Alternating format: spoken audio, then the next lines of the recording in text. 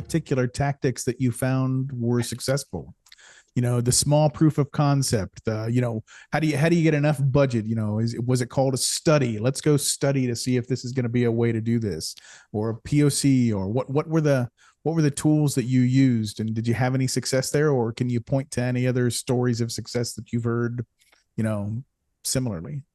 Yeah, that's a great question, Phil. A great question. I would say absolutely do not do more studies. The amount of times I've seen the government and big corporations be like, "Hey, bring in a consulting group or a federal funded research and development contractor and have them interview people and write a study for 6 months."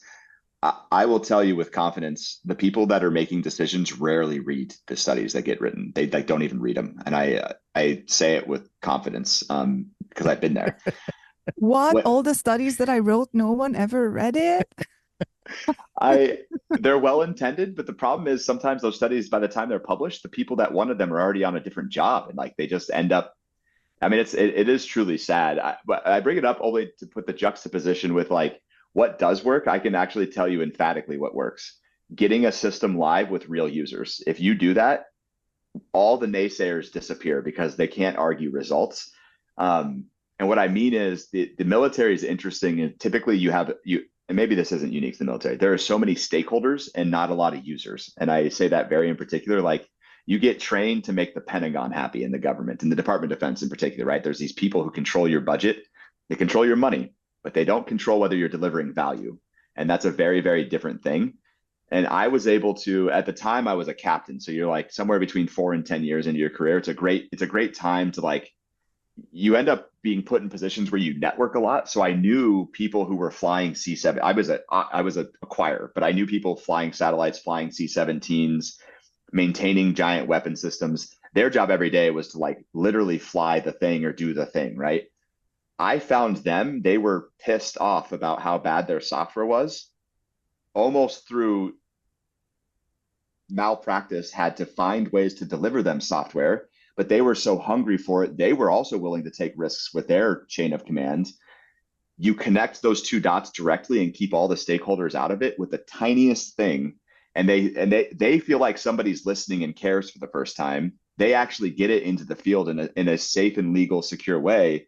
They show their people, and all of a sudden, overnight, you're getting hundreds of users being onboarded to a thing.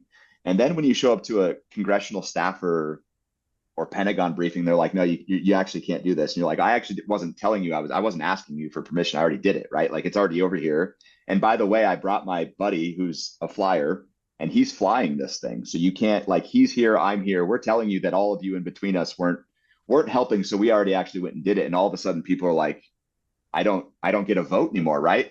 And when you have the operational community, or you effectively in the software sense, your end user with you in the conversation, that really blows people's minds. They're like, "Oh, you can't argue results, basically, right? It's like a data-driven decisions. You can't argue it when it's done." And I would say the magic, Phil, really was like finding a peer of mine who was struggling with the software they had in operations and being willing to like talk to me at 9 p.m. off duty. And I don't mean that in the sense we were doing something we shouldn't be doing, meaning like we were done with our normal job and Right. we were deciding to take extra time to say, "No, no, no, you and I can figure this out together with our teams. And if we do it and show the results, all those people in between who control the purse strings, like really control the purse strings, they'll get in alignment." And they did. Like when people see the results, and I don't want to underplay too, there was some stakeholders along the way in these key positions, Nick Shalon being one of them, but other colonels I worked for who absolutely believed in what I was selling and were like, "I will take all the bullets and mudslinging for you." So there was definitely some champions along the way. I don't want to say they were all naysayers, but there was way more naysayers than there were supporters, at least early on. But it's helpful to have those supporters, because yeah, skunk works without some level of Yes. back support is just a struggle. Yes. So to sum it up, go find your allies throughout the organization. And if you're hitting a roadblock of sometimes a group of people, go around the roadblock as opposed to trying to spend all your time with convincing everybody with words.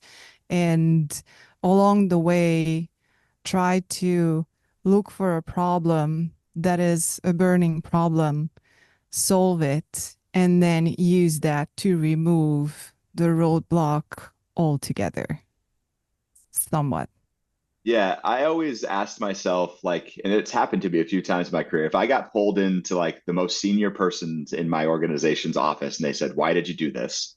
If I felt like I had a very logical way that I did not break any laws that I did, then I don't understand why somebody's telling me no. Like if that, and so you get told no a lot, and you should take, your first 20, you should not accept, right? And that would be my recommendation, right? If you're not breaking the law, which nobody should ever do, then you shouldn't accept no for an answer if you have a fact-based reason that you're trying to accomplish some sort of mission.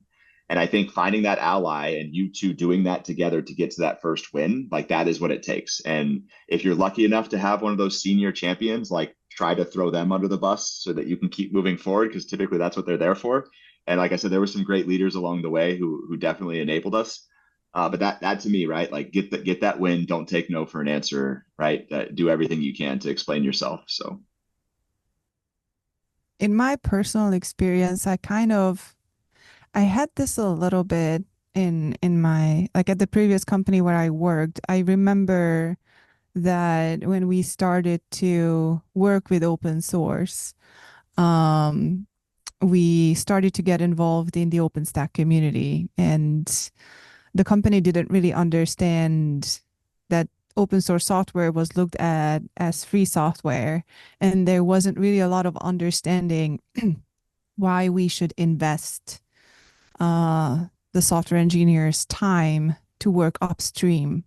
There wasn't really an understanding of that, and there was really no way of explaining that to management because they didn't have prior open source experience, and you could spin it in various ways. And I was very much of a software engineer growing up into a team leader role, no MBA. So I had zero knowledge and experience in negotiating, speaking business language and business terms. So all that contributed into my experience. That I think that's important to point out. So we managed to get somewhat around the roadblock by finding a component in OpenStack, a small project. It was called Ceilometer at the time. I'm not even sure it exists anymore. But the point is that it was a small piece. It wasn't in the core of OpenStack, so to say. So it felt that it was safe enough to put code in there, like we are not breaking any patterns or any IPRs that the company had. And the companies in the telecom segment, so patents and revenue from that is a key part of business. So not breaking any of those was something important for the company, and we did understand that. So we got around the roadblock by finding a little piece that seemed safe enough to participate in, and we landed a bigger feature. I ended up becoming part of the core team of that project, that little sub project. So we showed how this works. We showed how investing in that little component, now you had also influence over it. So the maintenance, adding something new that wasn't just, my and my colleagues' job anymore, because what we contributed, everyone else, we all maintained it together, and so forth and so forth. So we were able to get to achievements. I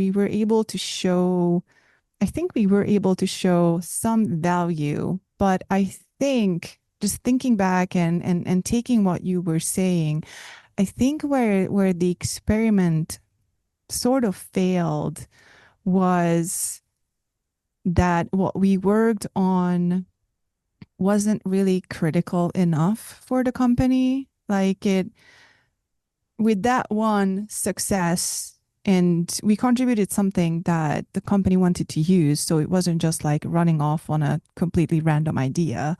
It came from, requirements in the background that the company had. But it wasn't critical enough to say that we see how this works, so let's do the same thing with the core of the software that the product was obviously fully, entirely dependent on. If that doesn't work, if things don't get delivered in time in there, then we don't deliver to the customer and then everything falls apart. So like thinking of your example, it kind of sounds like that you once you find the person and work on something that shows value, that solves someone's problem, you still need to find a way that is significant enough that there's just no other way around. Yeah, the best example I'll give you of that for us, because you're right, like if it's not significant enough, if it doesn't make somebody's life easier, if value isn't delivered in the user's eyes, then it doesn't really matter.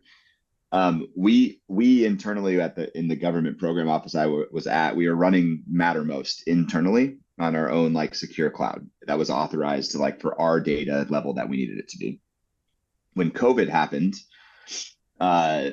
we got asked by the Pentagon chain of command side, like, hey, the Department of Defense was not ready for people to telework by nature. Like most people didn't have machines. There's different data protection levels all up and down, what they call classifications, which all have different standards, that kind of layer. They're like, hey, can you guys allow more people to use your Mattermost instance? So we were talking like we had 50 to 100 people talking about software development in Mattermost, linking GitLab issues at the time. Like we were just doing software dev flow stuff. And we were like, well, it's authorized. There's no reason we couldn't onboard more people, but we were running Mattermost Community Edition, which I'm very grateful they had an open source option for us, right? What we realized is high availability and data retention and latency really, really matters when you start having, I don't know, 50,000 daily active users. Which during COVID, I think it was in the span of a few weeks, we went from 50 to 50,000 in like 3 days. And but at the end of the day, we had what I wanted to get to was value. One of the specific things that happened was air crew that we have in the military, especially on the cargo side, whether people know it or not, they're taking cargo to all sorts of humanitarian and different issues all the time. We don't talk about that as a nation. It's a good thing that we do, but we have people all over the place all the time, not just what you hear on the news. And those people didn't have the tools they needed, so they may have been using other tools they probably shouldn't have to coordinate, I don't know, semi-sensitive things. Let's just put it that way. They all adopted our dev tool that was Mattermost to just chat with each other from their cell phones, from their endpoints, because we gave them a secure backend in which to do that, to store their data. And that's what I mean with value, right? Like we actually, as typical goes in products, sometimes we launch this thing trying to help like office workers talk to each other about work during COVID. And all of a sudden we had 10,000 daily active users from the air mobility side of the Air Force, like coordinating air operations. And I still remember I woke up at 2 a.m. Some peer of mine got my cell phone number and was in a country I won't name, a very different time zone than me. So it was 2 a.m. and he wanted to onboard one of his users. And I was like, what? Who are you? What do you need? But I was adminning a Keycloak instance to give him, which I probably am not qualified to be doing, to be honest, even at this point in my career. And so it was a wild ride, right? Like and at the end of the day, though, those people then would come to my defense when I needed to advocate for funding from the Pentagon. So like that, it's all kind of spirals. It's like a positive momentum that starts building. And so, yeah, you have to deliver value. Like, and if somebody isn't willing to stand up with you in front of important people and say that gave me value, it's hard to prove it, right? Because even data can be, I don't know, data, trust the source sometimes, right? But people's firsthand accounts, especially in person, like that goes way more because it's personal at that point.